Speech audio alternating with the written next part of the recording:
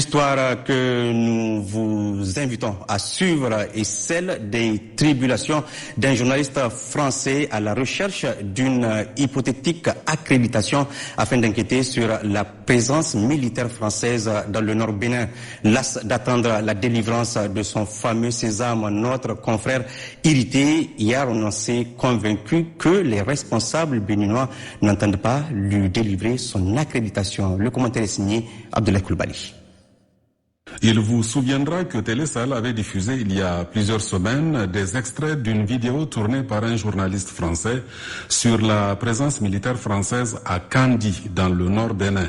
La diffusion de cette vidéo sur nos antennes nous avait valu en son temps des qualificatifs peu amènes, nous traitant notamment de non-professionnels ayant tronqué l'information. Aujourd'hui, cette même presse française veut revenir enquêter au Bénin, mais se heurte cette fois-ci à un mur.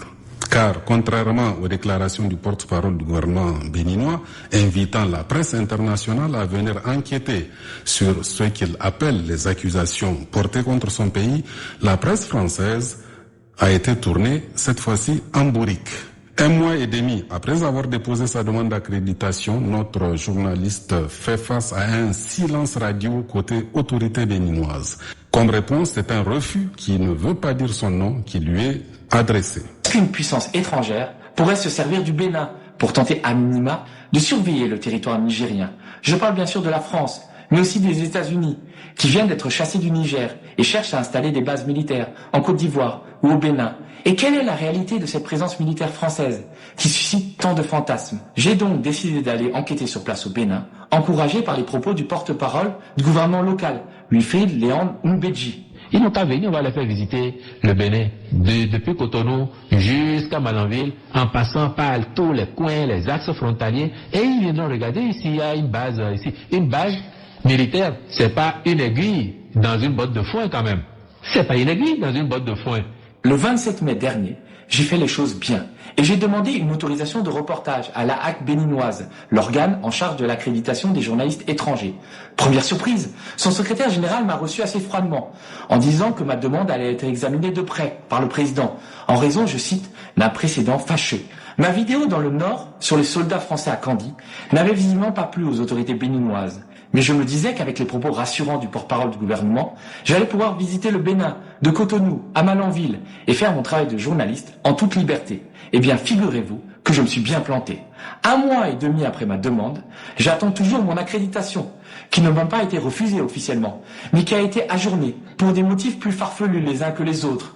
D'abord, parce que le président de la HAC était en voyage. Ensuite, parce qu'il y avait des élections internes à la HAC. Et enfin, parce qu'une commission spéciale devait examiner ma demande d'accréditation. Commission qui n'existe pas dans le règlement intérieur de la HAC et qui semble avoir été inventée juste pour mes beaux yeux. Le président de la HAC me demandait de contacter son secrétaire général, qui lui-même me demandait de contacter le président, ce qui m'a rendu à moitié fou ces dernières semaines. J'ai bien sûr joint le porte-parole du gouvernement, qui a toujours été très poli, mais qui ne m'a pas été d'un plus grand secours.